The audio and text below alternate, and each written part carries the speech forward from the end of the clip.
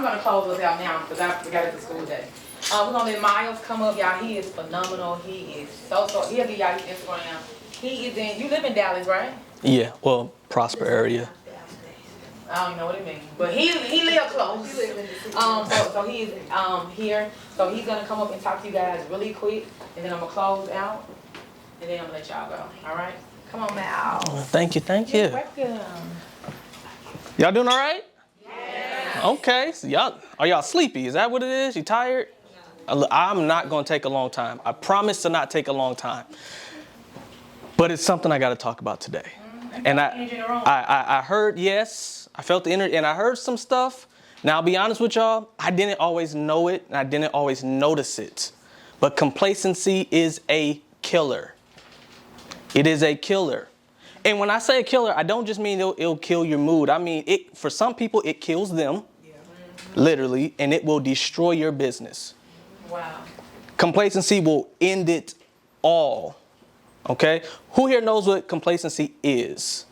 Raise your hand if you know what complacency is. Yeah. Somebody mind giving me a definition?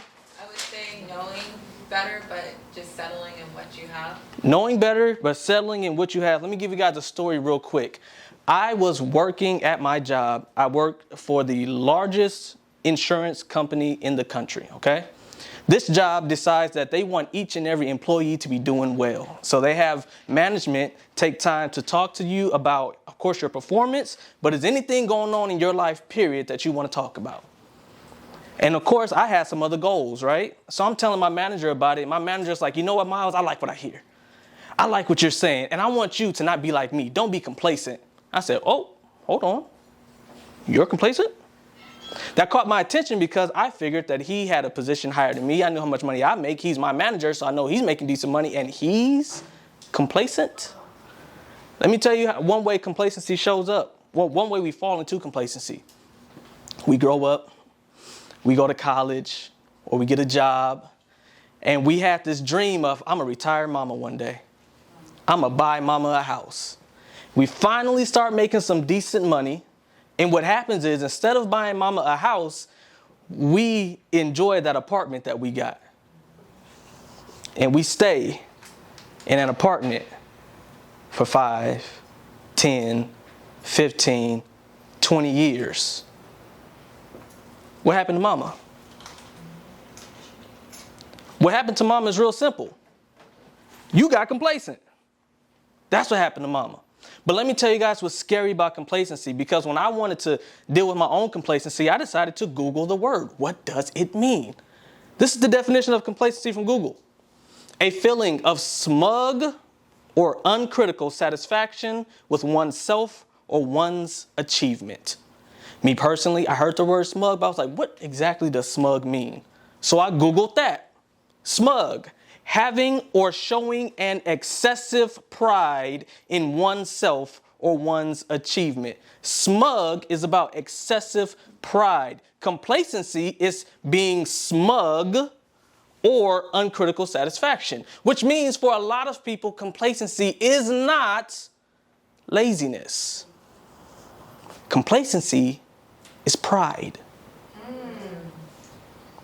For too many of us, complacency is pride. According to Google, the definition is smug, which is defined as having or showing excessive pride in oneself, or uncritical satisfaction. So you're either prideful or you're looking at your situation, you don't know how to actually break down what's going on in your situation. Those are the only two options if you're complacent. And there are some people in here who said a few things, but I noticed when Candace wrote down that 15,000, and she said, why? And then she asked, she said, you got a job, don't you? And you said, yes. And asked if you had a man. You was like, not right now. But she was like, but you had one, yes. And so what happened was, I can tell you exactly what happened to me. I am now working through my complacency. Wow. Hard work is new to me. Everything I did it because it was easy. I'm originally from Southern California. When I moved to Texas, I had 3 D's on my report card. California, a D will pass. If you went to college, you probably heard the phrase, D's get degrees, right? But guess what? In Texas, a D is not a thing.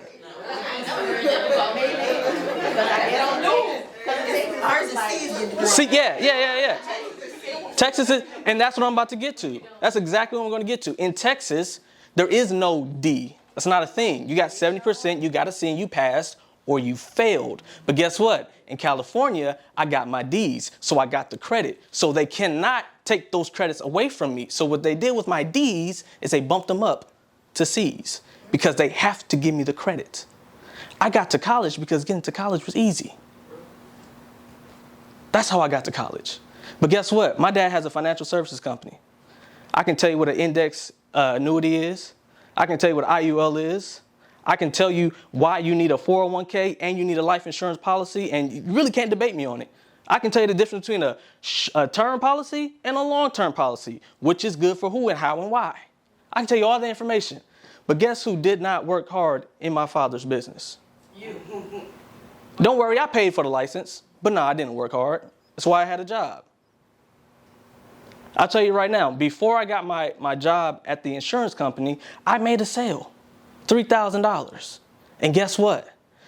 I got that money and I started my job and I had to let go of my license because conflict of interest. Now, why would I let go of my license if I just made $3,000 from one insurance policy to work a job that's only going to pay me a little over $2,000 a month? We don't know. Tell us. Complacency. Why? There's some people in this room that has the answer to what they need. But for one reason or another, either you don't realize that Candace has what you need. I follow Candace, and Candace don't help me in my business whatsoever. Thank you, Mal. Thank you. Whatsoever. I ain't never sent her nothing. All I've sent her is thank yous. You did a great job. I want to come see you. That's the only thing we've ever said. But I see what she's doing. And I saw she was coming to Dallas. I sent her a message. Hey, I know you're going to be busy, but can I come see you for a minute? Because now I need relationship with people that are doing amazing things. She mentioned having a mentor. Don't let complacency keep you from your mentor. Say it again. Don't let complacency keep you from your mentor. Let me show you how it's going to keep you from your mentor. You think, what does it cost to be in your VIP? $297. You think $297 is a lot of money. And that's not the full price, it's a down payment. Listen. The full price $899 though, it's still cheap. That's super cheap. Listen. I'm right, according to what we I got $100 shoes on. Okay? This t-shirt, do something good. This is my brand. This is what I believe in. Guess what? I don't buy in bulk, so each shirt is expensive. Okay? To get it and to get somebody to print on it. This is a chain. It's not a lot, but it's real. Real gold, real diamonds. I got more than $297 on my body right now. Ooh, let me You better speak. you got on your body. Listen. Don't give me no name. Listen. You got the bracelets on. Listen. You might get the Holy Ghost. I'm going to be real with y'all. A lot of us don't realize that our mentor is what we need. So we have the uncritical eye. We can't break down the fact that our answer is sitting right here in the room. And so we refuse the $297, or we're prideful. And we're like, this was part of my problem. I don't want to pay somebody to help me with this. I can go to YouTube. I don't want to have to do X, Y, Z. I can figure it out. And guess what? Yeah, you can figure it out. People do figure stuff out. But everybody who's figured it out will tell you the same thing. Let me pay somebody to bring me along faster. Yep. Every person that's figured it out said the same thing. But there's a group of us who have, for some unknown reason, this thought inside of our head where it's like, nah, I'm not going to do that. Or get this. This is another one. How pride messes you up. I don't want to ask for help. I ask for everything. Can you bring waters? Can you do that? Can you do that? And it happens to people all the time. I don't want to be the one that looks like, I don't want to look like I need. Listen, we all need. Mm-hmm. Every person you ever see needs something from somebody. But for some reason, we won't allow ourselves to do it. Why? Complacency. So I'm going to end with this real quick. You've heard the saying that pride comes before the fall. Oh, wow. I'm going to tell you right now, pride comes before complacency, which causes the fall. Wow. Oh, look at it on camera. It's cold. Man, you cold with it. What you say, man? You've heard the phrase, pride comes before the fall. But the truth is, pride comes before complacency, which causes the fall. It's all going downhill because we got complacent. Or it's not going up because we got complacent. So what I want y'all to know is you all have opportunity. And I'll be honest, I'm a little jealous. I'm a speaker. I don't even know where I had to think of and create products for me to sell because I get paid by standing on stages like this. Where I met Candace at, it was a room of entrepreneurs and they all had products to sell. And I was like, dang, I don't have a product. My product is my voice. I don't have something I can ship to you. Y'all have something that y'all can get on the internet right now and say, hey, I got this thing that does X, Y, and Z. Do you want it? Mm-hmm. But for some reason, we're not doing it. We're not consistent with it. But let me tell you the number one key to killing complacency. This is the number one key. Actually, I'm going to ask first. Who can guess what that key is? Action. Action? Taking action. That's a good guess. Anybody else? Ask for help. Ask for help. That's great. The number one key to killing complacency is a mentor. You need somebody on your butt who's going to call you Mondays, 7 p.m. That's when we have our accountability calls. Hey, what'd you do last week? What are you going to do moving forward? What's your goal this week? Oh, you said you wanted to do something? Why is your goal so low? Oh, we need to get here. Hey, this is what you need to do. Oh, I didn't do this for this reason. That reason don't work. This is what you need to do. Yeah, but I got this. I don't care. This is what you need to do. Because we will allow ourselves to sit back and think that, oh, this is a good enough reason. This is a good enough reason. And that's that uncritical eye. We don't realize that none of that stuff is a good enough reason. And then we will allow ourselves to sit back. But when you got a mentor, you got accountability, somebody that's on your butt, you're not allowed to sit back. At that point, you stop. If you're still not doing, it's not that you're complacent, you're lazy, and you refuse to work. And that's a whole separate problem. But I said I wasn't going to be before y'all long today, so I'm going to say this right here. If you go to Instagram, my Instagram handle is @MilesBrownOnline, and I just realized I don't even think Candace followed me, y'all, but that's all right, though. It's all good. I follow you. I just tagged you like 3 times. It's all good. I appreciate it. @MilesBrownOnline, okay? All y'all give me a follow. I'm going to look to see what followers I got. I got 2 things for y'all. I do something. I'm gonna show y'all. Let me do a habit. Yeah, I got it. Okay. Candace talked about you're free. Do something good is real serious to me. It's real serious to me. Let me give y'all a quick story. Do I have time for another story? Okay, I'm real quick. Okay, I'm gonna be real quick. Promise. I wanted to do good. I have always had the desire to give, but I felt like I didn't have enough. And I felt like God wanted me to give. And I was like, God, I don't have it.